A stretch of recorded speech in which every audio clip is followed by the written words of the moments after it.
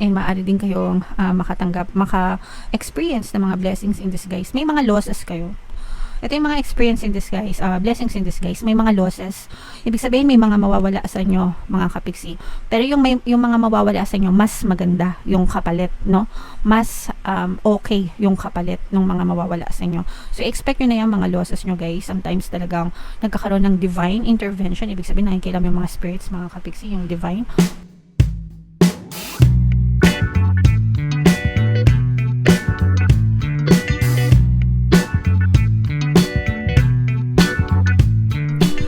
Hello guys, hello Leo, welcome back to Pinoy Pixie Tarot. Ang pamigat ng episode natin for tonight is New Moon Kapalaran para ngayong September to October para sa Leo, Sun, Moon, Rising, Sign, and Venus. General reading lang guys, pwedeng mag-resonate, pwedeng hindi, pwedeng positive, pwedeng negative. Yung New Moon ngayon guys ay sa September 3, tapos yung next na new moon naman ay sa October 3 mga kapiksi. So, ang reading na to guys ay para sa period na yan. And ito yung guys, no, sobrang ganda ng moon message para sa inyo. The end of a tough cycle approaches. Okay, so ito ay sobrang nakakapagbigay ng pag-asa, ng hope sa atin mga kapiksi. Ibig sabihin na to yung mga tough cycle sa buhay nyo, yung mga may hirap, yung mga kahirapan, mga pighati, mga problema, challenges, pagsubok na pinagdadaanan nyo currently right now, pwede na siyang matapos or papatapos na siya mga kapiksi.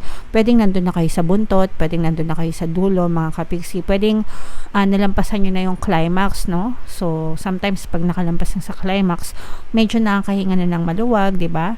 So, konting-konti na lang mga kapiksi yung kailangan yung itambling. Kumbaga, konting kembot na lang guys, matatapos din yan.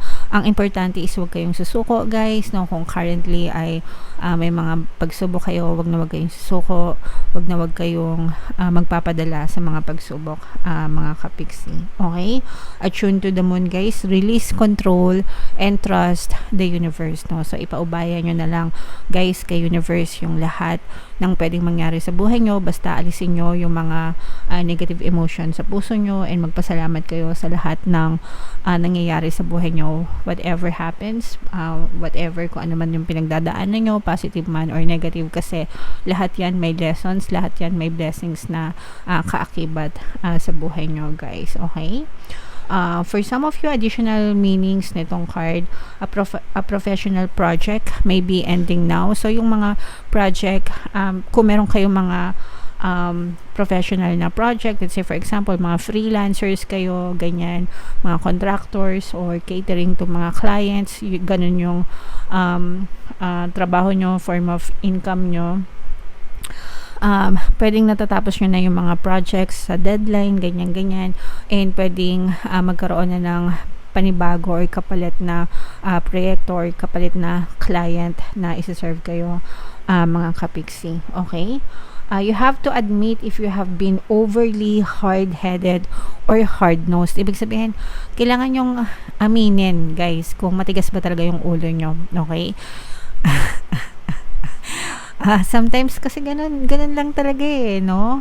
Yung matigas lang yung ulo mo, ayaw mo magbago, mareklamo ka, katigasan ng ulo yun mga kapiksi, no? Na parang hindi mo nare-realize, parang tinatanong mo pa kung bakit naghihirap ka, kung bakit nagkakaproblema ka. Sometimes tayo na lang yung nagiging cause, no, ng mga problema natin kasi hindi tayo maka-move on, matigas yung ulo natin, ayaw nating, alam yun, ayaw nating magparaya or what. Yung mga fear of rejection and abandonment, yun yung madalas guys na nagiging cause ng ating mga block sa buhay. So, kailangan i-admit mo, tanggapin mo, kung kasalanan mo, diba? It's your life. It's your responsibility. Palagi ko yan sinasabi sa inyo, guys. Buhay mo yan. Dapat hindi mo sinasisi sa ibang tao kung bakit na-experience mo yan ngayon, no? Especially kung adult ka na. It's still your life. It's still your decisions, diba? So, yeah.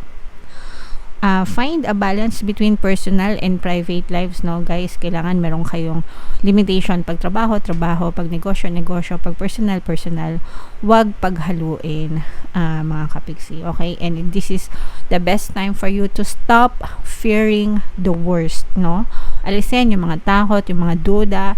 Kapag kasing natatakot kayo, nagdududa kayo, lalo nyo silang ina-anticipate na mangyari sa buhay nyo, guys. Again, sabi nga dun sa author ng Dune, mga kapiksi, no, fear is the I must not fear. Fear is the mind killer. It's a little death that brings obliteration. So, isa yun sa mga pinaka the best na gusto kong quotation or sayings about fear in layman's term. Ibig sabihin nun, guys, yung mga takot natin, yun yung pumapatay sa atin, yun yung pumapatay sa mga pangarap natin sa buhay. So, if you entertain fear, mga kapiksi, para mo na ring pinatay yung sarili mong ambisyon, guys. Okay? So, gusto mo na ba yun? Syempre, hindi, diba? So, release fear, let go of fear, mga kapiksi. Alright? So, comment down below, Leo, if feeling nyo naka-resonate kayo dyan. Tingnan naman natin yung ganap sa inyo ngayong new moon season. So, shuffle ko to, guys. Habang sinashuffle ko to, panoorin nyo muna yung video natin regarding sa ating paano mag-manifest ng abundance video course. Kapiksi, sawa ka na ba sa mga struggles at hirap sa buhay mo? Masipag ka ba at masikap sa buhay ngunit hindi ka pa rin umaasenso? Ilang beses ka na bang nag-attempt mag-negosyo at mag-invest pero palagi ka pa rin nalulugi? Sa pagkakataon na ito ay maaaring may subconscious beliefs ka na nagiging balakid sa iyong pag-unlad at pagyaman. Introducing, paano mag-manifest ng abundance video course. Dito ay matututunan mo ma-overcome ang mga balakid mo para tuluyan ka ng umunlad, umasenso, sumagana, maging matagumpay, successful at maswerte sa iyong kabuhayan, pera, trabaho, negosyo sa lapi at kaperahan ng bonggang-bongga. Dali, mag-send na ng email sa pinoypixitaro@gmail.com at simulan na ang iyong pagyaman ngayon. Alright, so sa lahat ng gusto mag-avail ng course, guys, meron tayong promo until August 31 na lang, mga kapiksi, no? Magbibigay tayo ng free 3-in-1 pampaswerte sa liminal, sa pampaswerte sa buhay, sa pera, at saka sa love life, worth 1,500 yung freebie na yan, guys. Kaya i-avail nyo na, sobrang ganda. And meron din tayo, guys, bagong course, paano mawala ang third party at magkaroon ng harmonious na relationship para mawala yung mga kabit na mga jowa nyo, guys. 30% discount, mga kapiksi. Yeah, until August 31. So, i-avail nyo na, guys. Sobrang ganda. Leo, kayo ay na-represent ng Queen of Wands. Ito yung ating moon energy, mga kapiksi. Napakaganda ng energy nyo. Actually, guys, no? This is abundance of money. Pero parang pinapipili kayo ni universe, no? Parang pinapapili kayo ni universe. Parang sinasabi ni universe, anong gusto mo? Kasaganaan o kakulangan, no? Ano ba yung kabaliktaran ng kasaganaan? Kakulangan, kakapusan, mga kapiksi. Kasi yun lang yung pwede nyong pagpilian, guys. Yun lang yung pwedeng mangyari sa inyo. It's either managana kayo or kapusin kayo or it's either ma-experience nyo yung kasaganaan or kakapusan. Depende sa inyo. It's your choice, mga kapiksi. So, kailangan yung focus ng attention nyo is more on kasaganaan, blessings, pagpapala, no?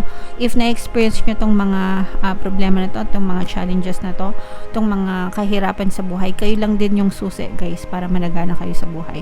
And it's not just hard work, it's not just prayers, mga kapiksi, pero kailangan nyo din mag-effort sa pagkakaroon ng positibong mental diet, guys. Now, you have to remove yung mga limiting beliefs nyo, yung mga emotional blocks nyo, yung mga negative assumptions nyo, negative emotions, kasi yun talaga yung nagsisilbing balakid sa inyong kasaganaan, mga kapiksi. Galit, anger, hatred, resentment, grudges, reklamo, complain, reklamo. The more na nagreklamo kayo, guys, the more na hinahatak nyo itong kagipitan, kakulangan sa buhay. Pero the more na blessed kayo, the more na nagpapasalamat kayo, the more na positibo kayo, the more na ma-experience nyo yung kasaganaan. So, alin kayo sa dalawa, mga kapiksi, no? Ikaw ba ito o ikaw ito? Kayo lang nakakaalam yan, guys. And kayo lang din ang nakakaalam kung ano yung ma-experience nyo. Depende sa kung ano yung fino-focus nyo. So, simula ngayon, guys, mag-focus kayo sa kasaganaan. Ito yung mga in-mind nyo, no, sa buhay nyo. mind kasaganaan, mind blessings, mind abundance of money, abundance of wealth, abundance of riches, di ba? Palagi ko nga kayong tinuturuan guys mag-affirm, no? So pagdating sa money, affirmations, money come to me, palagi ako may pera, palagi ako nagkakapera, I'm the queen of abundance, I'm the king of abundance. So sabihin nyo lang yan, tatlong mahiwagang phrases na yan guys, super effective yan, everyday ko yung sinasabi, and sobrang ang laki na ng pinagbago, ang laki na ng changes sa buhay ko. Kaya ko yan sinishare sa inyo mga kapigsi, para kayo din guys, no, magbago din yung buhay nyo mga kapigsi. Alright? And bukod pa dyan, ito guys, no, parang binibigyan nga kayo ng chance or pagkakataon na makapag-relax na ng konti ni universe, kasi sabi nga sa inyo, the end of a tough cycle. So parang dito, bibigyan kayo ng chance ni universe na makapag-relax, makapag-chill, makapag-recharge sa buhay nyo. And parang si universe mismo yung gagabay sa inyo. Maaaring makatanggap kayo ng good news mga kapigsi. Ito'y bagong simula sa pagtatrabaho, bagong simula sa kitaan. Guys, no, for some of you, pwedeng may mga good news na matanggap kayo. Parang pagsisimula ito ng bagong journey sa pagkita ng pera mga kapigsi. So pwedeng may mga ma-receive kayo na invitation, o kaya parang papaligiran kayo ng mga tao na makaka-inspire sa inyo mga kapigsi.